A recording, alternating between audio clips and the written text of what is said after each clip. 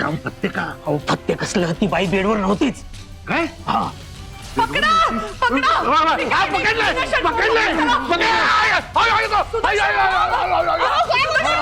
तू जा पाणी घेऊन मी त्याला पकडलं होता.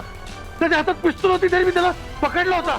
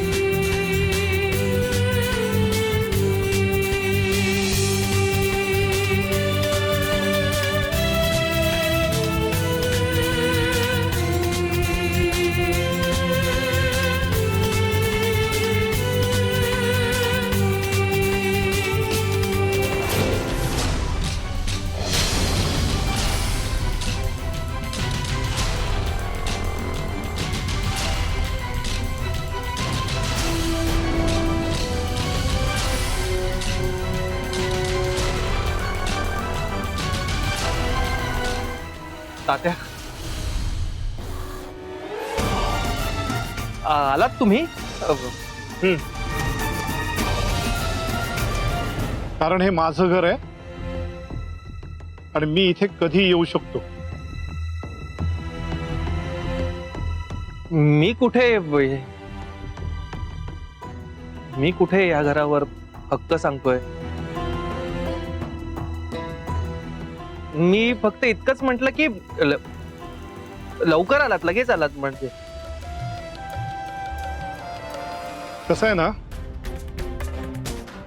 आम्हाला तुम्हा शहरातल्या लोकांसारखी सवय नाही. म्हणजे आपलं घर सोडायचं आणि दुसऱ्याच्या घरात मुक्काम ठोकायचा.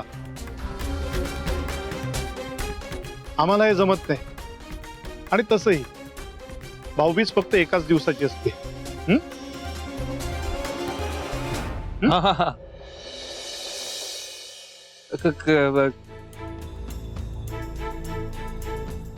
कशी झाली भाऊबीज? छान झाली. मग बहिणीने काही गिफ्ट वगैरे दिलं की नाही तुम्हाला भाऊबीजेचं? गिफ्ट दिले ना, खूप छान गिफ्ट दिले. एक उत्तम स्थळ सुचवलंय. अगदी योग्य स्थळ आहे कावेरीसाठी.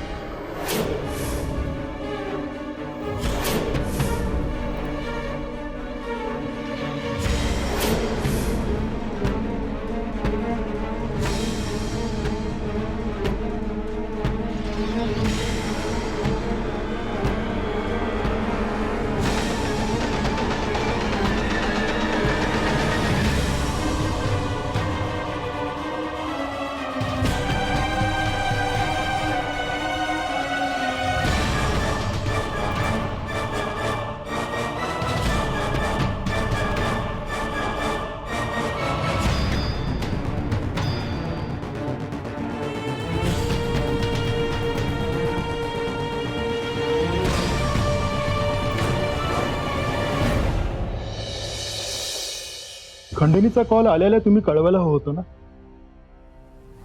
हा निष्काळजीपणा बरा नव्हे. अहो, हे तुमच्या जीवावर बेतू शकलं असतं.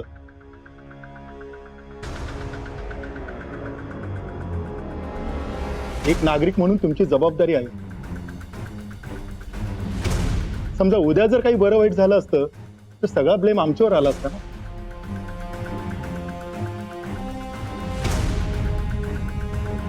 नाही साहेब, तुम्ही म्हणताय ते सगळं बरोबर आहे, पण आम्ही तुम्हाला लवकर इन्फॉर्म नाही केलं यामागे पण काही कारण आहेत. काय कारण? साहेब, ऍक्च्युली रत्नमाला काकी बरोबर जे काही घडतंय ना, याची आम्हाला बातमी होऊ द्यायची नव्हती. अहो, नसती होऊ दिली. आपण आपलं ठेवलं असतं.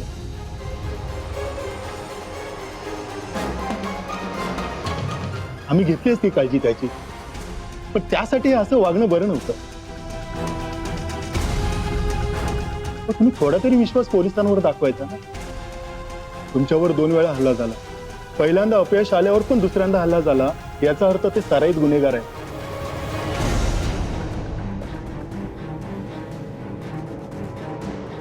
त्यांना कुणाचीही भीती नाही, हेच क्लिअर होतं ना.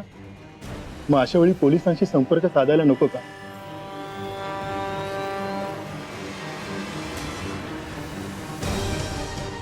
नाही इन्स्पेक्टर साहेब, मला तुमचं म्हणणं पटतंय, पण ठीक आहे, झालं ते झालं. आम्ही बघतो काय करायचं ते. तुमच्या फोनचे सगळे रेकॉर्ड चेक करून आम्ही त्याला शोधून काढू.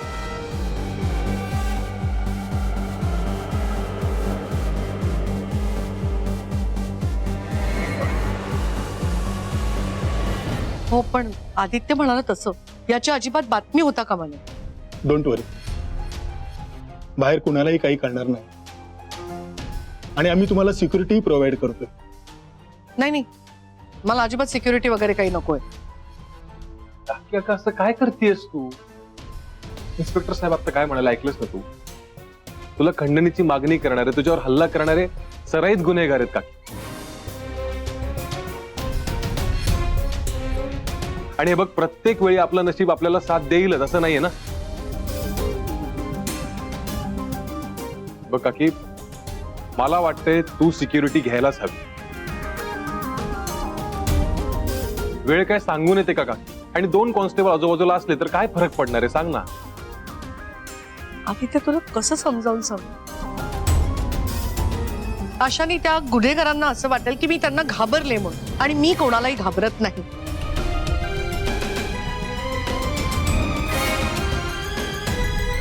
मी आयुष्यात कोणाची भीती बाळगली नाही. आता का बाळगू? नाही, मला कोणाची भीती वाटत नाही, अगदी मृत्यूची सुद्धा.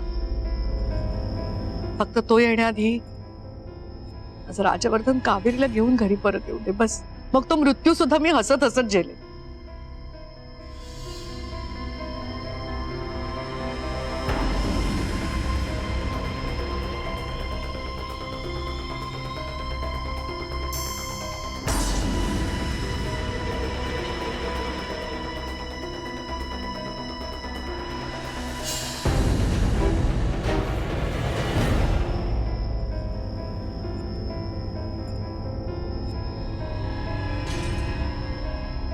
अहो, आता सांगा लवकर.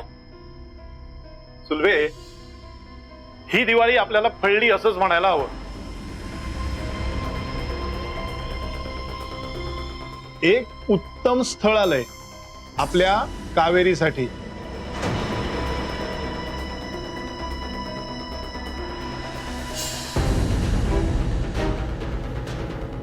अहो, कधीपासून ऐकते उत्तम स्थळ आहे, उत्तम स्थळ आहे. पुढची काही माहिती सांगाल की नाही? मुलगा काय करतो?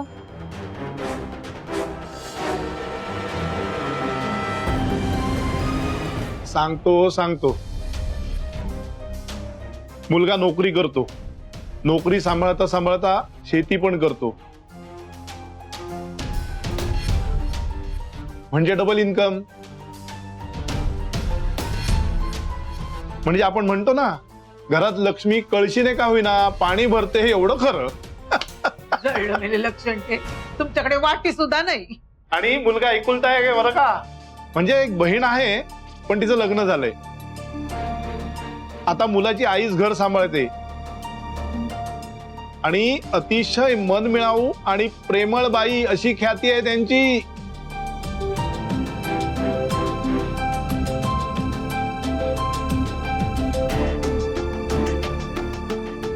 म्हणजे एकंदर काय उत्तम स्थळ आलंय आपल्या कावेरीसाठी. हा, कुणाचं पुण्य कुणाला लाभलं बघा. नाही तर एवढं चांगलं स्थळ मिळालं असतं का हिला. आता मिळालं तर मिळालं, पटकन उरकून टाका. ही व्याज मला घरात नकोय. सासूबाई, तुम्हाला आहे ना अपमान करून घ्यायची सवयच झाली आहे.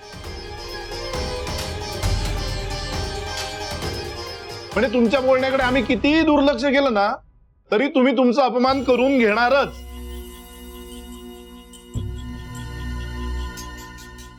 पण एक गोष्ट लक्षात ठेवा, कितीही त्रागा केलात ना तरी तुम्ही म्हणताय म्हणून मी कावेरीचं लग्न करून देणार नाही.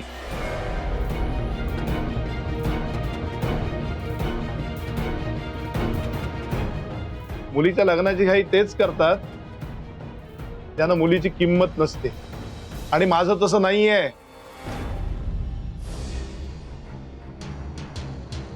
हा, त्यामुळे शांत राहा. कावेरीची जर इच्छा नसेल तर मी तिचं लग्न लावून देणार नाही, कळलं?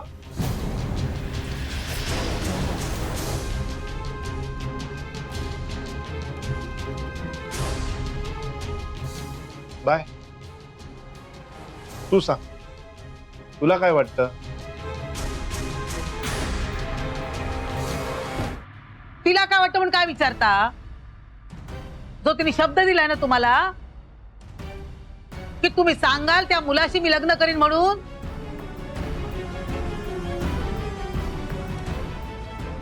मग आता संबंधच काय विचारण्याचा. काय गे, तू बापाचा शब्द मोडणार आहेस. हा, बोल ना.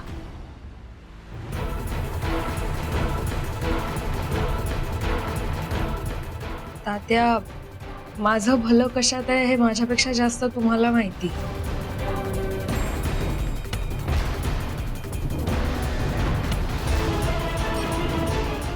त्यामुळे तुम्ही जो निर्णय घ्याल तो मला मान्य असेल.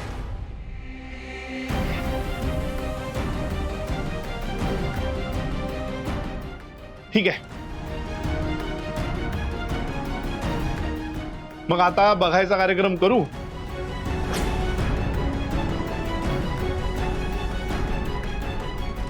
आणि मग ठरवू नंतर काय करायचं ते. हा,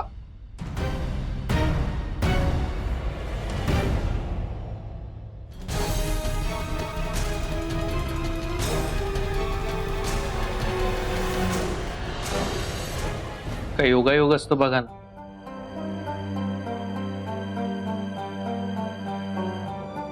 अख्खं गुहागर पालथा घालून जा. तिथला निसर्ग पाहिला, समुद्र पाहिला,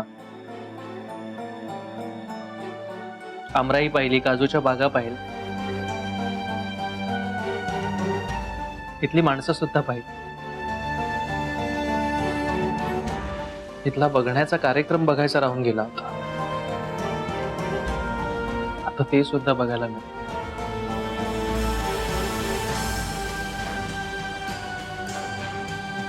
आणि तसही गावातला बघण्याचा कार्यक्रम मला एकदा तरी बघायचाच होता.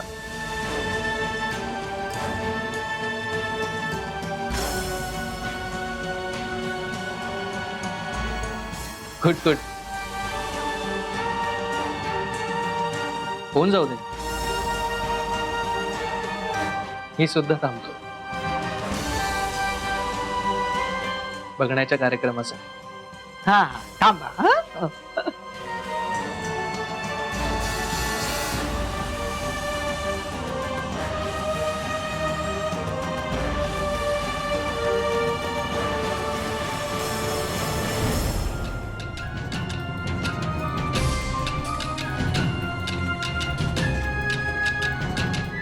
कालच.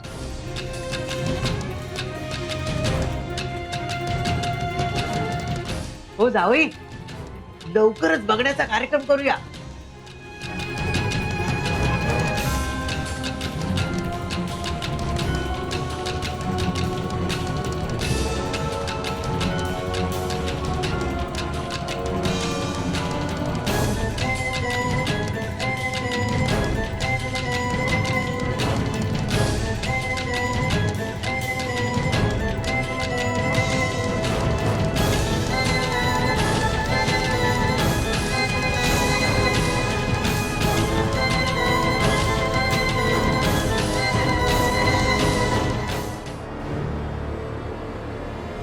आदित्य एवढं काय झालंय?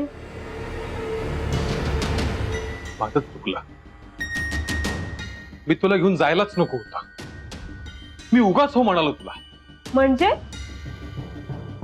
आदित्य, फक्त एक रात्र आपण माझ्या माहेरी राहिलो, तेही जायला नको होतं का आपण? तानिया, मुद्दा एका रात्रीचा नाहीच आहे. आदल्या रात्री काकीवर इतका जीवघेणा हल्ला होऊन सुद्धा तू म्हणालीस म्हणून तुझ्या घरी गेलो आपण. हा मुद्दा आहे. आणि आपण नसताना काकीला काही झालं असतं तर? बरोबर आहे रे आदित्य तुझं. नाही म्हणजे चूक माझीच आहे ना, मी घेऊन गेले ना तुला. तानिया, तुझी चूक आहे असं मी म्हणत नाहीये. पण आदित्य, तुझ्या बोलण्याचा अर्थ तोच होतोय. हे बघ सानिया, तू मला तिकडे घेऊन गेलीस म्हणून हे सगळं घडलं असं म्हणणं नाहीच आहे माझं फक्त इतकंच म्हणणं आहे की राजवर्धन घरी नसताना, कावेरी काकी सोबत नसताना मी काकीला एकटीला सोडून जायला नको होत. मी तिच्या सोबत असायला हवं होतं. हे बघ सानिया, इथून पुढे काकीला एकटीला सोडून मी कुठेही जाणार नाही.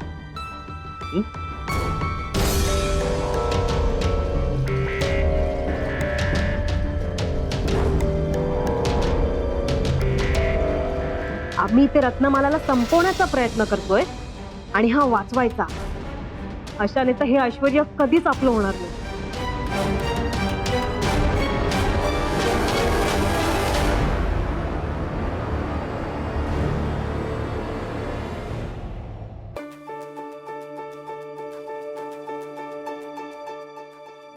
तरीच माझ्या हाताला खास सुटत होती. मला वाटलं 2-2,500 रुपये असतील, पण एवढे पैसे मोजता मोजता दम लागायला लागला मला. आणि नुसता मोजता दम नको लागू दे. हा? सांगितलेलं काम नीट होत बस. हो हो हो, होणार. तुमचं काम आत्ताच करते बघा. All the best.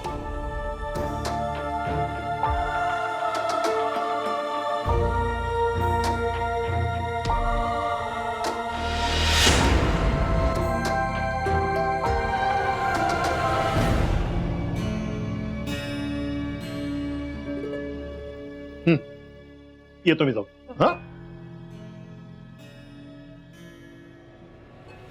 हा, मी का म्हणते जावई, कावेरीचं लग्न आपण एवढ्यात नको करूया.